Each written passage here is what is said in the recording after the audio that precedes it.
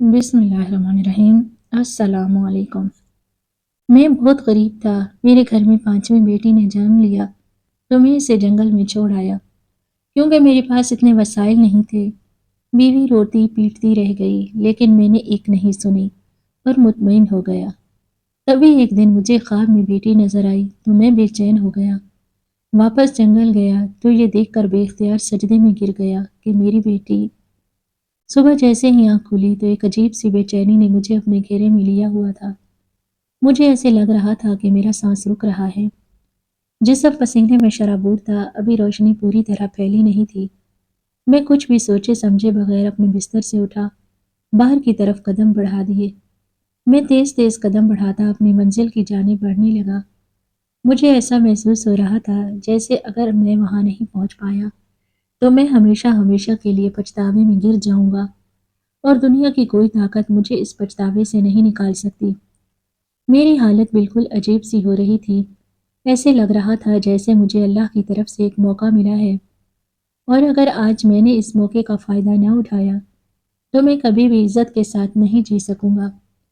मेरे चलने में तेज़ी आ गई, धड़कन तेज़ होती चली गई, लेकिन मुझे किसी बात की परवाह नहीं थी।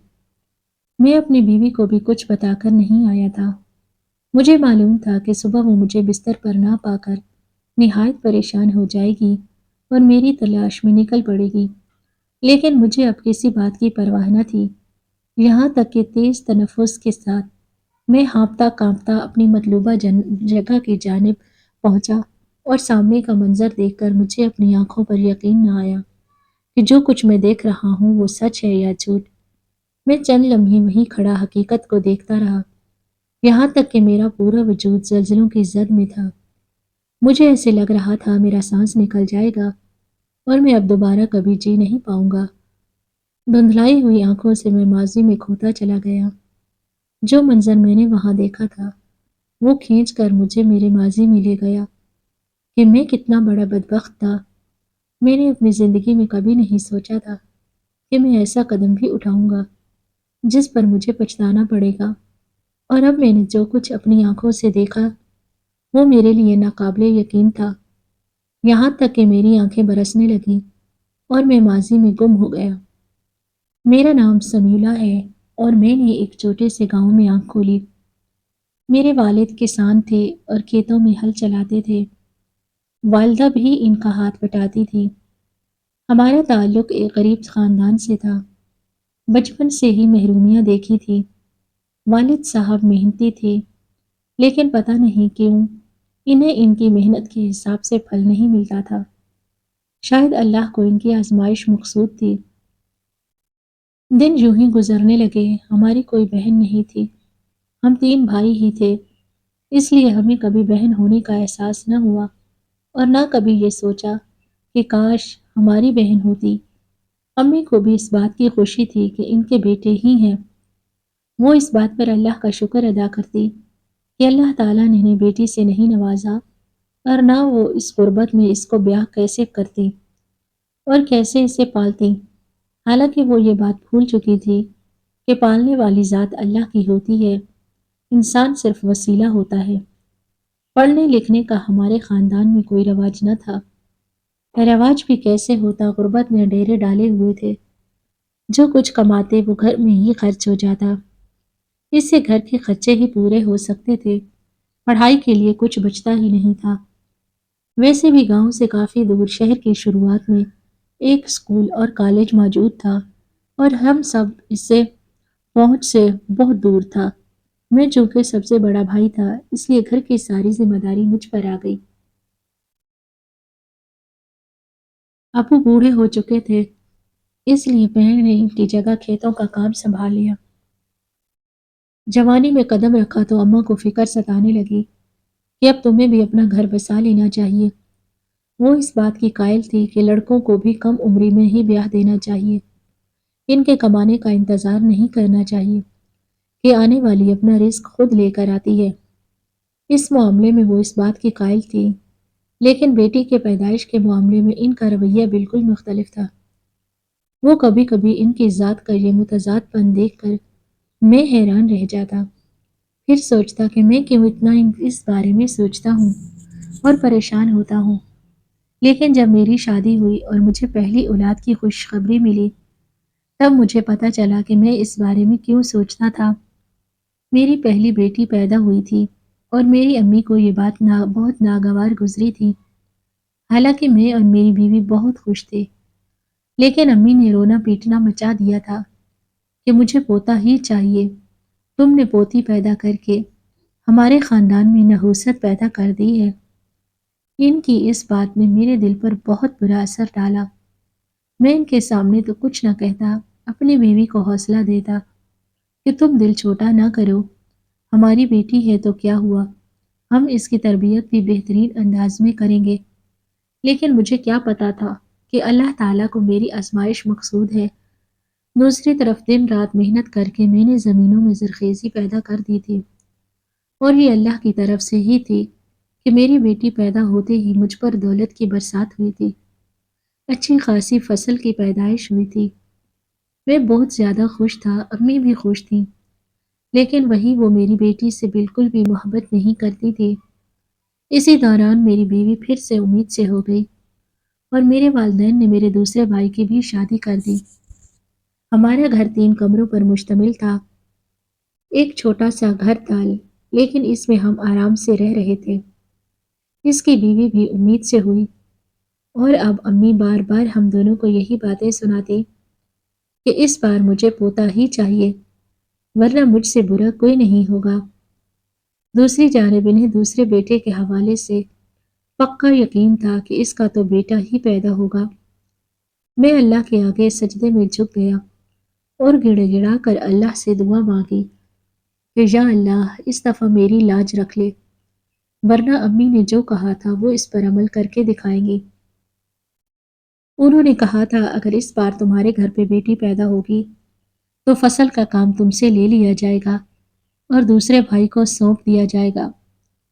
ابو بھی امی کے اس فیصلے پر حد درجہ حیران تھے، لیکن ان کا فیصلہ اٹل تھا۔ گھر میں ان کی ہی حکومت تھی۔ میں نے ان کی بات کے آگے سر جھکا دیا تھا، ان سے کہہ دیا تھا کہ میں آپ کی بات مان لوں گا، اگر میرے گھر میں بیٹی پیدا ہوئی تو میں یہ زمینیں اپنے دوسرے بھائی کے حوالے کر دوں گا، جو ہماری کل اثاثہ تھیں اور جن کی بدولت ہمارا گھر چل رہا تھا۔ حالانکہ ان زمینوں پر محنت میری ہی تھی، باقی دونوں بھائی گھر میں ہی پائے جاتے، بالکل بھی محنت مشقت نہ کرتے، نہ ہی کام میں دلچسپی دکھاتے۔ جبکہ میری جب سے بیٹی پیدا ہوئی تھی، میں نے اپنی طرف سے بہت محنت کرنا شروع کر دی تھی، جس کا پھل مجھے مل رہا تھا۔ اب دن رات میری اللہ سے یہی دعا تھی کہ یا اللہ اس بار میری لاج رکھ لینا۔ لیکن شاید اس بار بھی اللہ تعالیٰ مجھے آزمائش میں ڈالنا چاہتا تھا۔ دوسری بیٹی کی پیدائش پر امی نے جو ہنگامہ مچایا، اس پر میری بیوی رو پڑی تھی اور مجھ سے سخت ناراض ہو گئی کہ آپ کو اپنی والدہ کو اچھی طرح بتا دینا چاہیے کہ یہ اللہ کے دین ہے، اس میں اللہ کی دین ہے، اس میں انسان کا کوئی ہاتھ نہیں ہوتا، اور مجھے میری بیٹیاں عزیز ہیں۔ میں نہیں چاہتی کہ کوئی ان کے بارے میں کچھ بھی بولے۔ میں اپنی ماں اور بیوی کے درمیان پس کر رہ گیا۔ حالانکہ برا تو مجھے بھی لگتا جب میری اولاد پر انگلی اٹھائی جاتی کہ تو بیٹا تو پیدا نہیں کر پایا، تجھ پر لعنت ہے۔ اب میں انہیں کیا بتاتا اور کیا سکھاتا کہ یہ سب جہالت کی باتیں ہیں، انسان کا اس پر کوئی اختیار نہیں۔ دن یوں ہی گزرنے لگے، میں امی کا ناپسندیدہ ترین بیٹا بن گیا۔ اسی دوران تیسرے بھائی کی بھی شادی ہو گئی اور اس کے گھر پر بھی پہلے بیٹے کی پیدائش ہوئی، تو امی مجھے اور زیادہ حقارت کی نظر سے دیکھنے لگی۔ دیکھا، تم ہی بیٹا پیدا نہ کر سکے، جبکہ ان دونوں نے تو مجھے بیٹوں کی خوشخبری دی ہے۔ تمہاری بیٹیاں ہمارے گھر کے لیے منحوس ثابت ہوئی ہیں۔ ان کی اس بات پر میرا دل بے حد دکھتا تھا، لیکن میں بالکل چپ ہو کر رہ جاتا۔ اب گھر میں میری حیثیت بھی ثانوی سی ہو کر رہ گئی۔ ان دونوں بھائیوں کا ہی سکہ گھر میں چلتا کہ زمینیں ان کے ہی حوالے تھیں۔ امی کے بقول تمہارا کوئی وارث نہیں ہے، اسی لیے تمہیں کوئی حق نہیں پہنچتا کہ تم زمینوں پر اپنا حق جماؤ، ان پر محنت کرو اور گھر چلاؤ۔ ان کے اس فیصلے کی بنا پر مجھے بہت نقصان ہوا تھا، اب میں پائی پائی کے لیے اپنے بھائیوں کا محتاج ہو گیا۔ کبھی تو وہ محبت سے پیسے دے دیتے، لیکن جب مجھے کبھی پیسوں کی زیادہ ضرورت ہوتی اور میں ان سے مانگتا تو مجھے دھتکار دیتے۔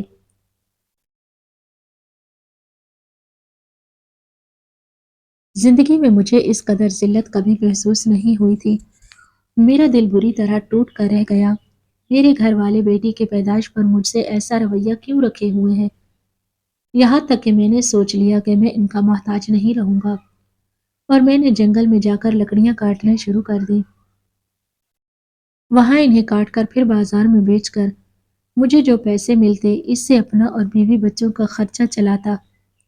امی نے واضح طور پر بتا دیا تھا کہ اب تم اپنی ذمہ داری خود اٹھاؤ۔ میں ان کی اس ناانصافی پر حیران رہ گیا۔ کبھی سوچ بھی نہیں سکتا تھا کہ لڑکا اور لڑکی کے فرق کی بنا پر میرے والدین میرے ساتھ یہ رویہ رکھیں گے، خاص طور پر میری والدہ جو خود بھی ایک عورت تھی، لیکن انہیں ذرا برابر بھی احساس نہیں تھا۔ ایک روز میں حسب معمول اپنا گھر کا خرچہ چلانے کے لیے جنگل میں گیا۔ راستہ بھٹک گیا، یہاں تک کہ شام ہو گئی۔ جنگلی جانوروں کی آوازوں نے میرا جینا حرام کر دیا۔ میں خوف کے مارے کانپنے لگا۔ اسی دوران جنگل میں موجود ایک بوڑھے نے میری مدد کی اور مجھے گاؤں کے درمیان پہنچایا۔ تب مجھے پتا چلا کہ میں اپنے گھر والوں کے لیے تھوڑی بہت اہمیت تو رکھتا ہی ہوں۔ میرے گھر والے پریشان ہو گئے تھے اور میری بیوی نے تو رو رو کر اپنا برا حال کر لیا تھا۔ جیسے ہی میں رات کے اندھیرے میں گھر پہنچا تو تمام لوگ مجھ سے سوالات کرنے کے لیے کھڑے ہو گئے۔ میں نے انہیں واضح طور پر بتا دیا کہ میں کسی کا محتاج نہیں ہونا چاہتا، اس لیے میں جنگل میں لکڑیاں کاٹ کر اپنا گزارا کرتا ہوں، اور آج جنگل میں راستہ بھٹک گیا تھا، اسی لیے مجھے آنے میں دیر ہو گئی۔ آج اگر مجھے وہ بوڑھا جنگل میں نہ ملتا تو شاید میں جنگلی جانوروں کی خوراک بن چکا ہوتا۔ یہ سنتے ہی میری ماں کا پتھر دل شاید نرم پڑ گیا، اور اس نے مجھ سے کہا کہ میں زمین دوبارہ تمہارے حوالے کر دوں گی اگر تم صحیح معنوں میں مجھے میرا وارث لا کر دو۔ میں ان کی بات سمجھ نہ سکا۔ انہوں نے مجھے بتایا کہ تم تیسرے بچے کے لیے کوشش کرو، اگر بیٹا پیدا ہوگا تو تمہیں تمہاری کھوئی ہوئی زمینیں واپس مل جائیں گی۔ ویسے بھی تمہارے بھائیوں کو زیادہ تجربہ نہیں ہے، تھوڑا بہت نقصان ہوا ہے۔ میں نہیں چاہتی کہ اپنے فیصلے کی وجہ سے میں باقی تمام گھر والوں کا بھی نقصان کروں، لہٰذا میں تمہیں ایک اور موقع دیتی ہوں۔ اگر اس بار تم نے بیٹا پیدا کر کے اس گھر کو بڑا وارث فراہم کر دیا تو میں سچ میں اپنے وعدے کے مطابق تمہیں زمینیں واپس لوٹا دوں گی۔ میری بیوی نے ان کی یہ بات سنی تو میرے سامنے احتجاج کیا کہ تیسری بیٹی پر اگر ان لوگوں نے مجھے باتیں سنائی تو میں گھر چھوڑ کر چلی جاؤں گی۔ یہ میرے یا تمہارے اختیار میں نہیں ہے، تم اپنی ماں کو واضح طور پر بتا دو۔ جانے کیوں، لیکن میں اپنی ماں کے سامنے آواز بلند نہیں کر سکتا تھا، اس لیے باوجود اپنی بیوی کے سخت احتجاج کے میں نے اپنی ماں کی بات پر سر جھکا دیا اور اپنی بیوی کو تیسرے بچے کے لیے راضی کر لیا۔ وہ ایک بار پھر سے امید سے ہو گئی، اور اس بار میں نے کوئی در ایسا نہ چھوڑا جہاں دعا نہ مانگی ہو۔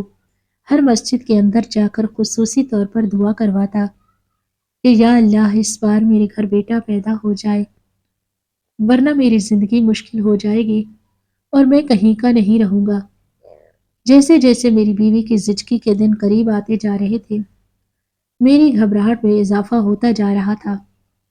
ساتھ ہی ساتھ میری ماں اٹھتے بیٹھتے ہر معاملے میں مجھے ٹوکتی اور کہتی، یاد رکھنا اس بار اگر بیٹا پیدا نہ ہوا تو نہ صرف تمہیں زمینیں نہیں ملیں گی بلکہ اس گھر سے بھی تمہیں نکال دیا جائے گا، پھر چاہے تم اپنا ٹھکانہ خود بناؤ، جہاں بھی چاہے رہو، ہمیں اسے کوئی غرض نہیں ہوگی۔ یاد رکھو یہ میرے فیصلے میں ایسے ہی نہیں کر رہی، تمہیں تیسری بار موقع دے رہی ہوں، تمہیں خود کو ثابت کرنا ہے۔ میں اپنی ماں کی یہ بات سنتا تو حیران رہ جاتا، وہ ایسی باتیں کیسے کر سکتی ہیں، حالانکہ وہ خود بھی جانتی ہیں کہ یہ سب کچھ اللہ کی دین ہے اور اس میں انسان کا کوئی عمل دخل نہیں۔ لیکن میں کسی بحث میں نہیں پڑنا چاہتا تھا، بس میں اللہ سے ہی دعا مانگ رہا تھا اور مجھے امید تھی وہ اس بار مجھے ناکام نہیں لوٹائے گا۔ لیکن ہوا اس کے برعکس ہی تھا۔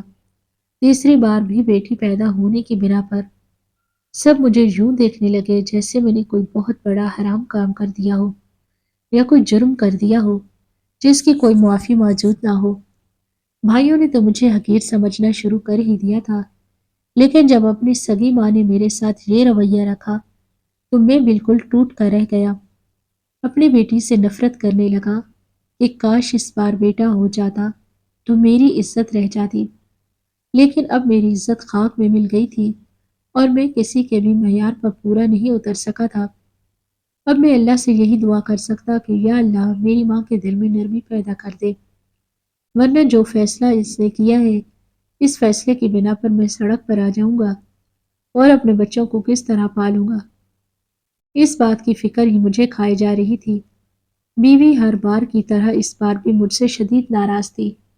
مجھ سے کہنے لگی میں تیسرے بچے کے لیے راضی ہی نہیں تھی، لیکن آپ کی ماں کی وجہ سے میں نے یہ قدم اٹھایا۔ آپ نے مجھے زمانے بھر میں ذلیل کروا کر رکھ دیا۔ بیٹیاں پیدا کرنا کوئی جرم نہیں ہے، لیکن آپ کے خاندان میں یہ جرم ہی مانا جاتا ہے۔ میں بالکل مایوس ہو گئی ہوں۔ ابھی وہ مجھ سے یہ بات کر رہی تھی کہ مجھے اماں کا بلاوا آ گیا۔ میں جیسے ہی ان کے سامنے جا پہنچا تو انہوں نے مجھے کہہ دیا کہ آج اپنا بوریا بستر باندھ کر اس گھر سے نکل جاؤ۔ تم نے ہمیں وارث نہیں دیا، اب تمہاری یہاں کوئی جگہ نہیں بنتی۔ اپنا ٹھکانہ خود بناؤ اور اپنی بیٹیوں کی پرورش خود کرو۔ ان کے اس بات میں میرا دل جیسے کسی نے مٹھی میں لے لیا۔ میں سر جھکا کر واپس آ گیا اور بیوی کو سامان سمیٹنے کا کہا اور کسی سے بات چیت کیے بغیر اپنی تینوں بیٹیوں کو اٹھا کر اس گھر سے ہمیشہ ہمیشہ کے لیے روانہ ہو گیا۔ جس گھر میں میری جگہ نہیں بنتی تھی میں وہاں رہ کر بھی کیا کرتا، ذلت میرے نصیب میں لکھ دی گئی تھی۔ حالانکہ بیٹیاں اللہ کی رحمت ہوتی ہیں اور اپنے ساتھ رحمت لاتی ہیں، یہ بات میں نے اپنی پہلی بیٹی کی پیدائش پر واضح طور پر محسوس کی تھی، لیکن قسمت کا لکھا میں نہیں مٹا سکتا تھا، امی کو سوچ کو اب نہیں بدل سکتا تھا، اسی لیے چپ چاپ گھر چھوڑ کر نکل آیا۔ کسی نے مجھے روکنے کی کوشش بھی نہ کی اور یوں میرا اس گھر سے تعلق ختم ہو گیا۔ ایک خلش تھی جو میرے دل میں باقی رہ گئی۔ میں دوسرے گاؤں میں اپنی بیوی بچوں کو لے کر آ گیا۔ وہاں ایک چھوٹا سا جھونپڑا لے کر رہنے لگا۔ اپنی جمع پونجی سے یہ جھونپڑا خریدا۔ میرا روزگار یہیں جنگل میں جا کر لکڑیاں کاٹنا تھا اور پھر انہیں بازار میں لے جا کر بیچنا تھا۔ جس کے جتنے پیسے مجھے ملتے وہ گھر میں ہی خرچ ہو جاتے۔ یعنی ایک بار پھر سے میں غربت کے شکنجے میں پھنس گیا۔ کبھی کبھی اب میں اپنی بیٹیوں کو دیکھتا تو سوچتا کہ شاید یہی قصوروار ہے، انہیں دنیا میں آنا ہی نہیں چاہیے تھا۔ کبھی میں خود کو قصوروار ٹھہراتا کہ کاش میں انہیں دنیا میں لانے کا سبب ہی نہ بنتا، اور کبھی محسوس کرتا کہ کہیں میں اللہ کی ناشکری تو نہیں کر رہا۔ یہ میری آزمائش ہے اور مجھے اس میں کامیاب ہونا ہے۔ کیا پتہ اسی میں کامیاب ہونے کے بعد میرے لیے کچھ آسان ہو جائے۔ اللہ تعالیٰ نے مجھے چوتھی بیٹی سے بھی نوازا اور اب میرا دل خالی ہو چکا تھا۔ اس بات پر رد عمل نہیں دیا۔ غربت میں دن کٹ رہے تھے، اس بات کا احساس نہیں تھا کہ اپنی بیٹیوں کو وہ ساری خوشیاں نہیں دے سکتا جو ان کا حق تھی۔ ایسا نہیں تھا کہ صرف لکڑیاں کاٹنے پر میں نے اکتفا کر لیا تھا، بلکہ میں نے ایک دو جگہ نوکری کی بھی بات کی تھی۔ بات نہ بن پائی تب میں نے اپنی قسمت کو قصوروار ٹھہرایا کہ شاید میری قسمت ہی خراب ہے اور میری قسمت میں غربت کی لکیر اس قدر گہری ہو چکی ہے کہ چاہنے کے باوجود بھی مٹ نہیں سکتی۔ اسی دوران مجھے پانچویں بیٹی کی خوشخبری ملی تو میں رو پڑا۔ اب میرے پاس اتنے وسائل نہیں تھے کہ میں ان بچوں کی پرورش کر سکوں۔ بیٹے کی امید میں نے 5 بیٹیاں پیدا کر لیں اور خود اپنے پاؤں پر کلہاڑی مار لی۔ پانچویں بیٹی کی پیدائش پر میں بیوی سے لڑ پڑا اور کہنے لگا شاید قصور تمہارا ہے، تم ہی مجھے بیٹا پیدا کر کے نہیں دے سکی، اب تم میرے فیصلے پر آواز نہیں اٹھا سکتی۔ میں نہیں نہیں، اسے واضح طور پر بتا دیا کہ اس پانچویں بیٹی کو میں نہیں پال سکتا۔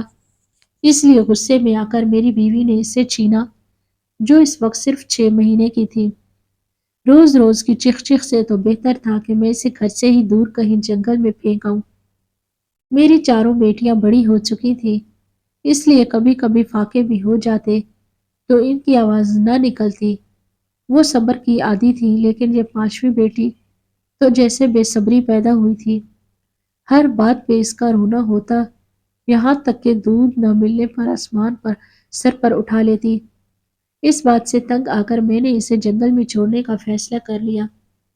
اصل میں اپنی قسمت سے ہی روٹھا ہوا تھا، اس لیے میں نے سوچا کہ میں اسے جنگل میں پھینک آتا ہوں۔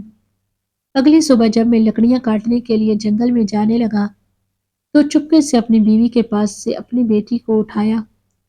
وہ اٹھ کر رونے لگی، میری بیوی اٹھ گئی، میرے ہاتھ سے چھیننے لگی، لیکن میں نے اس پر اپنی گرفت مضبوط کر لی اور اسے اٹھا کر جانے لگا۔ میری بیوی روتی پیٹتی رہ گئی، مجھے واسطے دینے لگی، لیکن کہ یہ میری اولاد ہے، میں اسے نہیں پھینکنا چاہتی۔ تم کیوں پتھر دل ہو گئے ہو، بالکل اپنی ماں کی طرح ہو گئے ہو۔ انہوں نے تمہیں نہیں پوچھا تو تم اپنا سارا غصہ اپنی بیٹی پر نکال رہے ہو۔ یہ بے قصور ہے، لیکن میں نے اس کی ایک نہ سنی اور اسی جنگل میں جہاں میں لکڑیاں کاٹنے جاتا تھا، اس کی گہرائی میں جا کر اسے میں نے پھینک دیا۔ پیچھے مڑ کر بھی نہ دیکھا پیچھے مڑ کر دیکھا تو وہ مسکرا رہی تھی اور ارد گرد موجود پھولوں کلیوں کو دیکھ کر خوش ہو رہی تھی۔ میں پلٹ آیا، میری آنکھوں میں آنسو بہنے لگے، لیکن میرے پاس اب کوئی راستہ نہیں تھا۔ اس دن ایک عجیب سا اطمینان میرے وجود پر چھایا ہوا تھا، لیکن رات ہوتے ہی جب تھک ہار کر میں بستر پہ لیٹا، میری آنکھ لگ گئی تو کیا دیکھتا ہوں کہ میں ایک بہت بڑی آگ میں پھنس گیا ہوں۔ ہر طرف آگ ہی آگ ہے اور مجھے بچانے والا کوئی نہیں۔ یہاں تک کہ آگ میرے کپڑوں کو چھو چکی ہے اور میرا پورا وجود جھلس رہا ہے۔ میں یہاں سے وہاں بھاگ رہا ہوں، لیکن کوئی بچانے والا نہیں۔ میں اپنی موت کو اپنے قریب سے دیکھ رہا ہوں اور وہاں آس پاس کوئی بھی موجود نہیں ہے۔ اس سے پہلے کہ میں چیختا چلاتا اور کسی کو اپنی مدد کے لیے پکارتا، اچانک سے آگ بجھنے لگی۔ کیا دیکھتا ہوں کہ میری وہی بیٹی جسے میں جنگل میں چھوڑ آیا، اپنے ہاتھ میں پانی لے کر اپنے ننھی ننھی ہاتھوں سے اس آگ پر ڈال کر مجھے بچانے کے لیے آگے بڑھ رہی ہے اور مجھے بار بار حوصلہ دے رہی ہے کہ بابا، میں تمہیں بچاؤں گی، تمہیں کچھ نہیں ہوگا۔ یہاں تک کہ اس نے اپنے ننھے ننھے ہاتھوں سے پانی ڈال ڈال کر خواب میں میری آس پاس پھیلی آگ بجھا دی اور میں بچ گیا۔ مجھے نئی زندگی ملی۔ میں اسے جیسے ہی اٹھانے کے لیے آگے بڑھا تو وہ کہیں نہیں تھی، یہاں تک کہ دیوانہ وار میں یہاں سے وہاں دوڑنے لگا۔ میری بیٹی پکارتے ہوئے میں اسے ڈھونڈنے لگا، لیکن وہ کہیں نہیں تھی۔ وہ مجھے بچانے آئی تھی اور بچا کر غائب ہو گئی تھی۔ اسی دوران نیند سے میں ایک دم سے بیدار ہو کر اٹھ بیٹھا۔ تنفس تیز تھا، گہرے گہرے سانس لے کر اپنے تنفس کو ٹھیک کرنے کی کوشش کرنے لگا۔ میری بیوی اٹھ بیٹھی تھی، مجھے دیکھ کر کہنے لگی، تمہارا ضمیر تمہیں ملامت کر رہا ہے، لیکن تم اس کی آواز نہیں سن رہے ہو۔ میں تمہیں کبھی معاف نہیں کروں گی، قیامت کے دن تمہارا گریبان پکڑوں گی کہ تم نے میری بیٹی کے ساتھ یہ سلوک کیوں کیا۔ اس کی باتوں نے میرے اندر ایک عجیب سا احساس بھر دیا اور میں دوبارہ سے بستر پر لیٹ گیا۔ ساری رات کروٹوں پر کروٹیں بدلتا رہا۔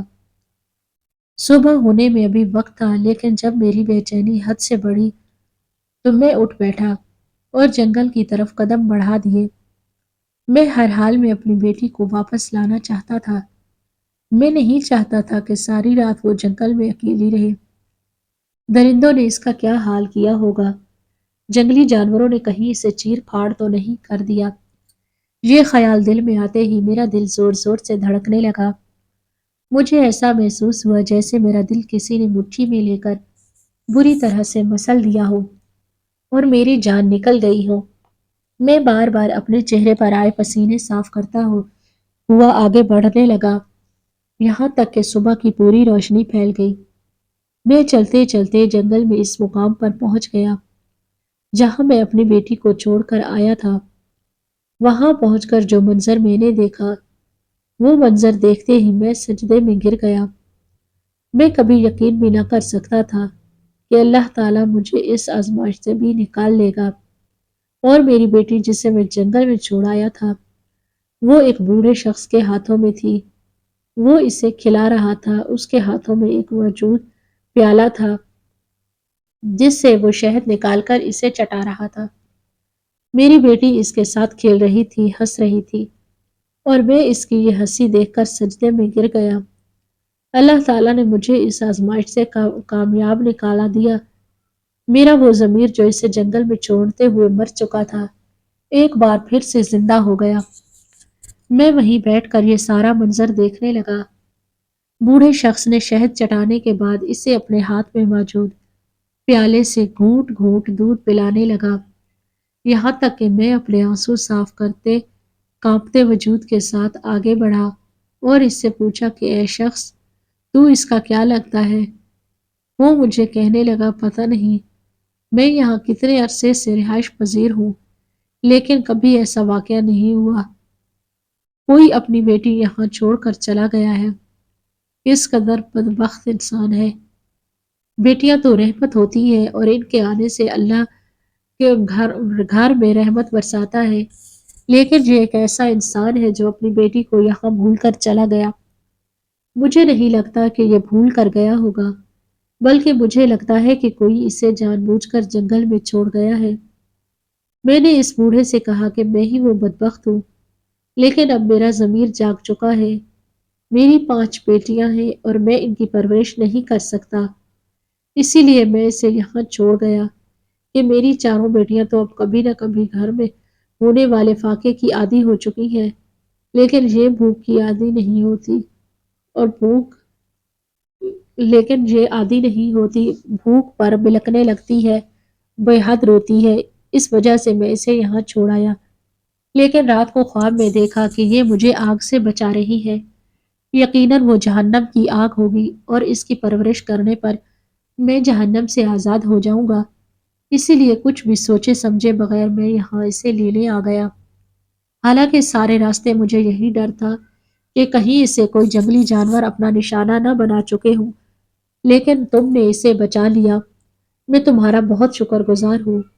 وہ بوڑھا شخص مسکرا دیا اور کہنے لگا، شاید تم وہی شخص ہو جس کی مجھے تلاش ہے۔ میں یہاں عرصے دراز سے جنگل کی حفاظت کے لیے رہ رہا ہوں، حکومت کی طرف سے تعینات ہوں، لیکن اب میں بوڑھا ہو چکا ہوں، یہ ذمہ داری نہیں سنبھال سکتا۔ یہ سرکاری نوکری ہے، اچھی خاصی آمدنی ہوتی ہے، میں بوڑھا ہو گیا ہوں، ریٹائرڈ ہو کر اپنے شہر میں اپنے بچوں کے پاس چلا جاؤں گا۔ ان کے پاس روپے پیسے کی کوئی تنگی نہیں ہے۔ میں چاہتا تھا کہ میری جگہ کوئی ایماندار شخص آئے، اور تم سے زیادہ مجھے اس نوکری کے لیے کوئی موضوع نہیں لگتا۔ شاید اللہ نے تمہارا سامنا مجھ سے اس لیے کروایا ہے کہ میں تمہیں چن سکوں۔ تم نے چونکہ بتایا کہ تمہاری 5 بیٹیاں ہیں، بس سمجھو یہی وجہ ہے کہ میں تمہیں اس نوکری کے لیے چن رہا ہوں۔ تم سمجھو تمہاری نوکری پکی ہو گئی، بس تمہیں کرنا یہ ہے کہ اس جنگل کی اہم اور خاص لکڑیوں کی حفاظت کرنی ہے، اور دھیان رکھنا ہے کہ کوئی یہاں کے قدیم درختوں کو نہ کاٹ سکے، اس جنگل کی خوبصورتی برقرار رہے۔ اس بات کے تمہیں اچھے خاصے پیسے ملیں گے۔ رات کے وقت تم اپنے گھر واپس جا سکتے ہو، اپنی بیوی بچوں کے ساتھ رات گزار سکتے ہو، تم یہاں جنگل میں بھی اپنا گھر بنا سکتے ہو، جیسے تمہیں بہتر لگے وہ تم کر سکتے ہو، تم یہاں رہ سکتے ہو۔ اس بوڑھے شخص کی بات سن کر مجھے اپنی قسمت پر یقین ہی نہ آیا۔ میری قسمت تو میری 5ویں بیٹی کی آمد پر کھل گئی تھی۔ مجھے بالکل بھی اندازہ نہیں تھا مجھے اپنی بیٹیوں پر رحم دلی کا یہ صلہ ملے گا۔ میں نے اپنی بیٹی کو باہوں میں بھر کر اپنے سینے سے لگا لیا اور جنگل سے نکل کر بیوی کو یہ خوشخبری سنانے کے لیے تیز تیز چلنے لگا کہ اللہ تعالی ہم پر مہربان ہو گیا ہے۔ اور کئی آزمائشوں کے بعد اس نے ہمارے لیے راستے آسان کر دیے۔ میں اب اپنی غربت ختم ہو جائے گی اور ہم اپنی بچوں اور بیٹیوں کو اچھے سے پال سکیں گے، پانچوں بیٹیوں کو اچھے سے پال سکیں گے۔ یعنی پانچوں کا رزق تھا جو خود چل کر ہمارے پاس آیا ہے۔ اب مجھے سمجھ آ گئی تھی کہ ہر انسان اپنا رزق اپنے ساتھ لے کر آتا ہے، کوئی کسی کو اپنے حصے کا رزق نہیں کھلاتا۔ یہ سب اللہ کے کام ہے، وہ انسان کو آزمائش میں ڈال کر پھر آسانیاں پیدا کرتا ہے۔ جس طرح میری زندگی میں مشکلات آئی اور آسانیاں پیدا ہو گئی، گھر آتے ہی میں نے اپنی بیوی کو یہ خوشخبری سنائی، سجدے میں گر گیا، اللہ کا شکریہ ادا کیا کہ میری مشکلات ختم ہو گئی اور یہ سب کچھ میری بیٹیوں کی بدولت ہوا تھا۔ میری زندگی میں تبدیلی میری بیٹیوں کی بدولت ہی آئی تھی، جسے میں نے بوجھ سمجھا تھا۔ خواہش صرف اتنی ہے کہ کچھ الفاظ لکھوں جس سے کوئی گمراہی کے راستے پہ جاتے جاتے رک جائے، اور نہ بھی رکے تو سوچ میں ضرور پڑ جائے۔ دوستو، امید کرتی ہوں کہ آپ کو یہ ہماری کہانی پسند آئی ہوگی۔ کہانی پسند آئی ہو تو ویڈیو کو لائک کریں، کمنٹ کریں، شیئر کرنا بالکل بھی نہ بھولیں۔ ہاں، اگر آپ ہمارے چینل پر نئے ہیں تو ہمارے اس چینل کو ضرور سبسکرائب کریں، نوٹیفیکیشن کو ضرور دبائیں تاکہ آنے والی ہر کہانی سب سے پہلے آپ کو مل سکے۔ ملتے ہیں کل ایک اور نئی اور دلچسپ کہانی کے ساتھ۔ شکریہ، اللہ حافظ۔